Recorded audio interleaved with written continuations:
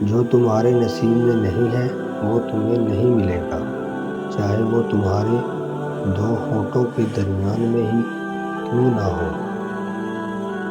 سہنے والوں کو اگر صبر آ جائے تو کہنے والوں کی اوقات دو کوڑی کی رہ جاتی ہے۔ ہو سکتا ہے دنیا میں منافق بازی لے جائے، مگر آخرت سچے لوگوں کی کامیابی کا دن ہے۔ خاموش رہو، صرف خدا ہی تمہارے دل کا بوجھ ہلکا کر سکتا ہے۔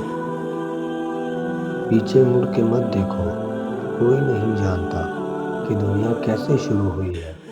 مستقبل کے بارے میں نہ ڈرو، کچھ بھی باقی رہنے والا نہیں ہے۔ اگر تم ماضی اور مستقبل میں پھنسے رہو گے تو حال گزر ہی جائے گا۔ اللہ پہ گمان نہیں، یقین رکھو، وہ تمہیں بہتر نہیں بہتر سے مالے گا۔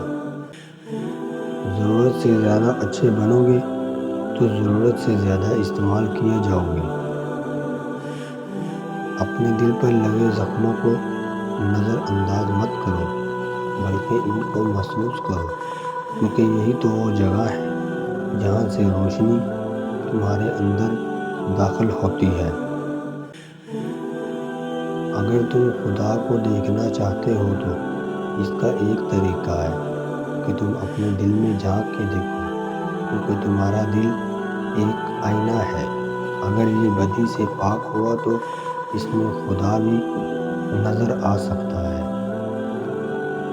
اگر تم قرآن کو آنکھوں سے دیکھو گے تو الفاظ نظر آئیں گے، دماغ سے دیکھو گے تو علم نظر آئے گا، دل سے دیکھو گے تو محبت نظر آئے گی، اور اگر اپنی روح سے دیکھو گے تو تمہیں خدا نظر آئے گا۔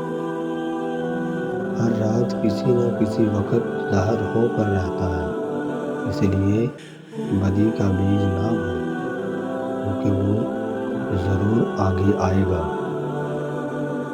اپنے راز کو اپنے دل میں رکھو، اس سے تم بھی محفوظ رہو گے اور تمہارا راز بھی محفوظ رہے گا۔